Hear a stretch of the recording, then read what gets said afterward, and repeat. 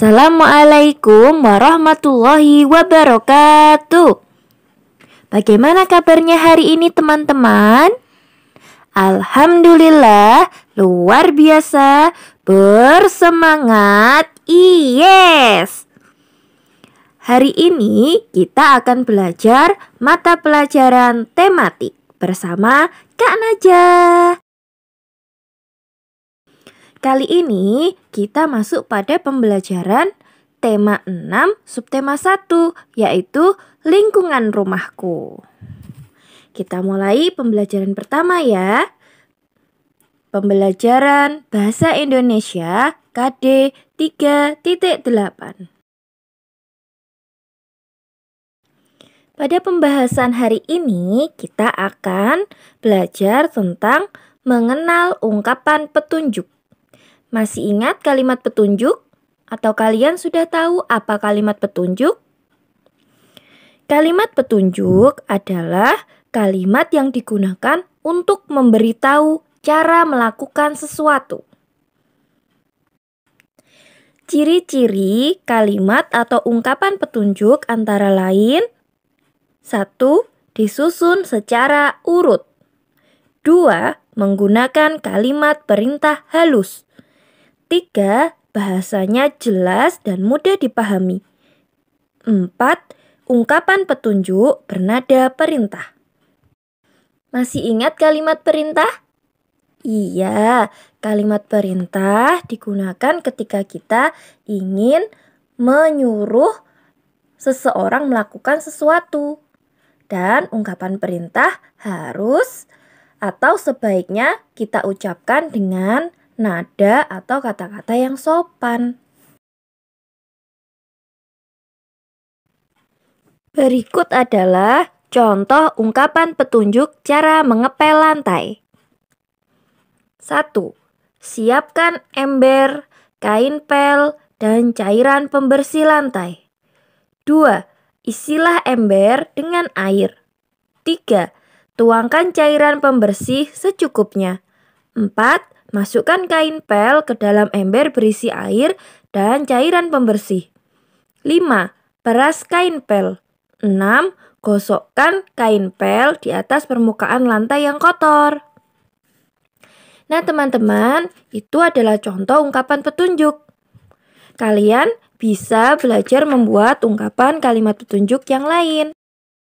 Teman-teman, kita telah belajar tentang ungkapan petunjuk.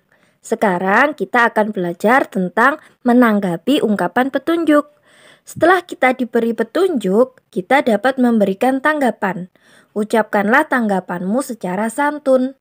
Misal, ketika kamu diberi petunjuk, basahilah lap kaca dengan air bersih. Kamu bisa menjawab dengan, "Terima kasih, kami akan melakukannya."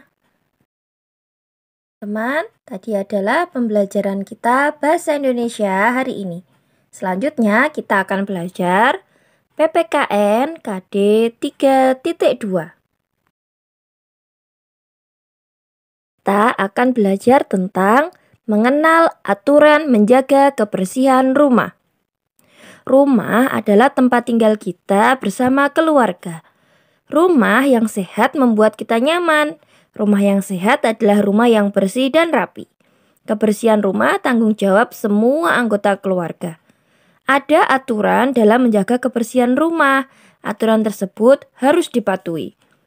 Cara menjaga kebersihan rumah adalah: 1. Membuang sampah pada tempatnya. 2. Merapikan dan membersihkan tempat tidur. 3. Meletakkan sepatu dan sandal pada tempatnya. 4. Membersihkan kamar mandi secara teratur. 5. Membersihkan langit-langit rumah dengan sapu panjang. Apakah kamu suka membantu orang tuamu di rumah? Hebat! Pasti kalian adalah anak-anak yang rajin. Nah teman-teman, ketika kita mematuhi aturan di rumah, seperti menjaga kebersihan, rumah akan terasa nyaman, bersih, dan kita terhindar dari penyakit. Agar pekerjaan kita menjadi ringan, kita harus saling tolong-menolong.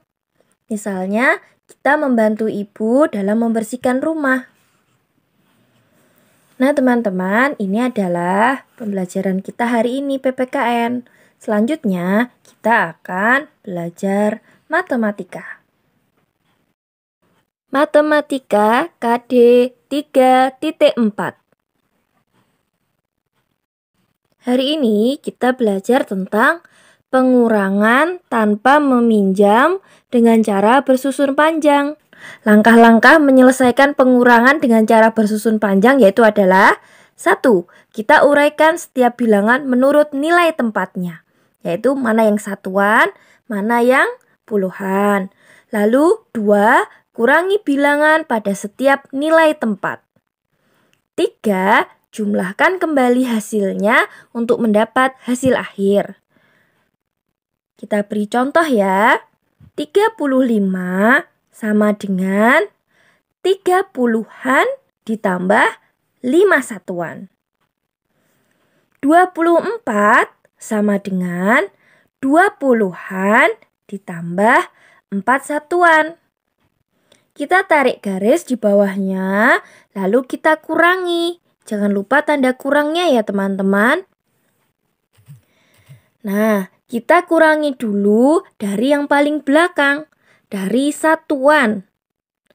Kita lihat satuan ada 5 satuan dengan bawahnya 4 satuan. Kita kurangi. 5 dikurangi 4 adalah 1. Lalu kita pindah ke depan. 30-an, bawahnya kita lihat 20-an. 30-an dikurangi 20-an sama dengan 10-an. Jadi, kita tambahkan 10-an ditambah 1 satuan sama dengan 11. Hebat. Jadi, 35 dikurangi 24 sama dengan 11. Kalian bisa berlatih belajar di rumah untuk mengerjakan halaman 45 ya teman-teman. Tanpa dikumpulkan di ustadzah, kalian bisa mencobanya di rumah untuk menguji pemahaman kalian. Sekarang kita belajar pengurangan tanpa meminjam dengan cara bersusun pendek. Cara bersusun pendek, cara mengerjakannya yaitu adalah 1. Bilangan disusun ke bawah. 2. Luruskan bilangan sesuai nilai tempatnya. 3. Lakukan pengurangan pada setiap nilai tempat. Perhatikan contoh berikut ya. Ada bilangan 28 dikurangi 12. Sama dengan, kita lihat penyelesaiannya. 28 kita tulis dulu. Lalu kita tulis di bawahnya sesuai dengan nilai tempatnya 12. 28 dikurangi 12 disusun ke bawah. Lalu kita kurangi sesuai dengan nilai tempatnya. 8 dikurangi 2 sama dengan 6. 2 dikurangi 1 sama dengan 1. Jadi 28 dikurangi 12 sama dengan 16. Hebat. Kalian bisa belajar di rumah dengan mengerjakan halaman 49 ya teman-teman di modul An-Najah. Nah teman-teman, setelah kalian memahami tentang pengurangan bersusun panjang dan pengurangan bersusun pendek, kita akan belajar tentang cara menyelesaikan soal cerita pengurangan. Kak Najah kasih contoh dulu soal cerita pengurangan ya teman-teman. Contohnya adalah baju yang dijemur ada 24 potong. Ada baju dewasa dan anak-anak. Baju anak-anak ada 11 potong. Berapakah baju dewasa yang dijemur? Kita lihat cara menyelesaikan soal cerita pengurangan yaitu pertama, kita baca dulu terlebih dahulu soal dengan seksama. 2. Carilah kata kunci dari soal tersebut. 3. Buatlah kalimat matematika dari soal cerita tersebut. 4. Selesaikan menggunakan cara yang kamu anggap lebih mudah.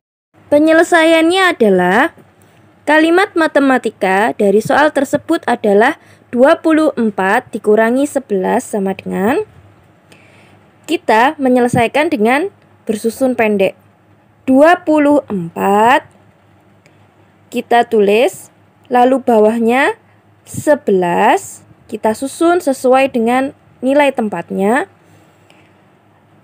Lalu kita tarik garis, kita kurangi. 4 dikurangi 1 sama dengan 3. 2 dikurangi 1 sama dengan 1. Jadi, baju dewasa yang dijemur ada 13 potong. Terima kasih teman-teman. Ini adalah pembelajaran matematika kita hari ini. Kita lanjutkan dengan pembelajaran berikutnya. SBDP KD 3.2. Mengenal bunyi kuat dan bunyi lemah. Hari ini kita akan belajar tentang mengenal bunyi kuat dan bunyi lemah. Teman-teman, tahukah kalian apa itu bunyi kuat dan bunyi lemah? Ya, bunyi kuat adalah bunyi yang terdengar jelas, atau bunyi itu terdengar sangat keras. Bunyi kuat dapat kita dengar sampai jauh.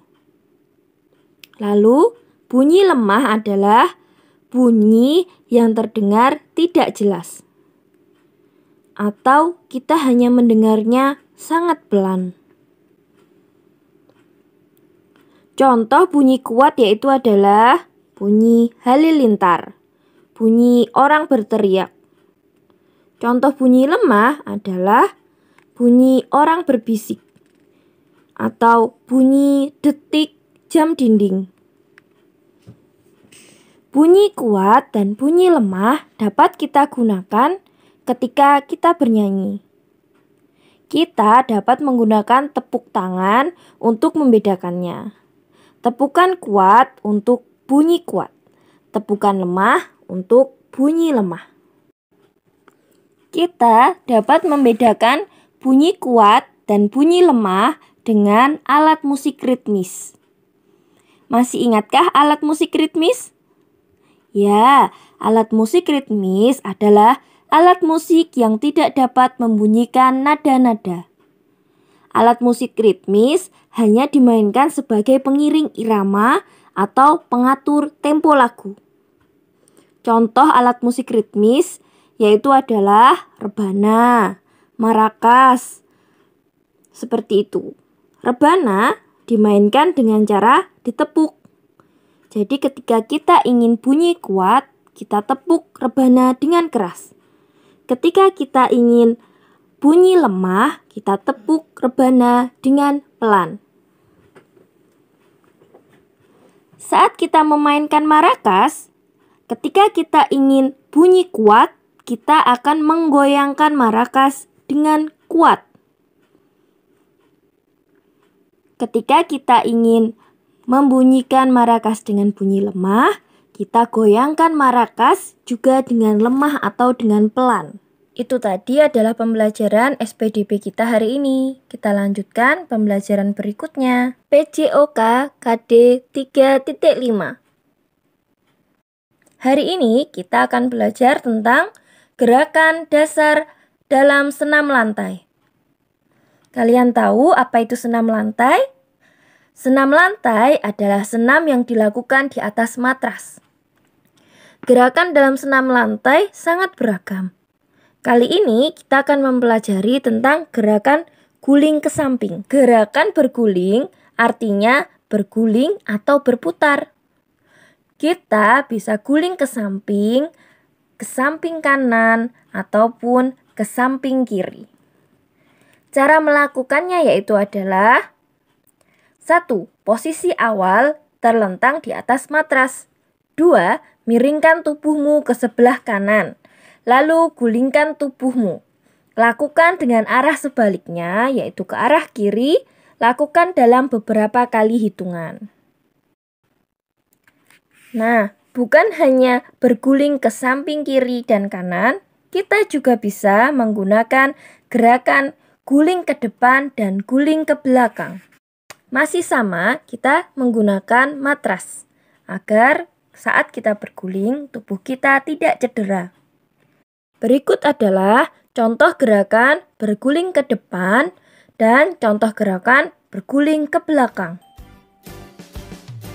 Demikian pembelajaran tema 6 subtema 1 yang Kak Naja sampaikan.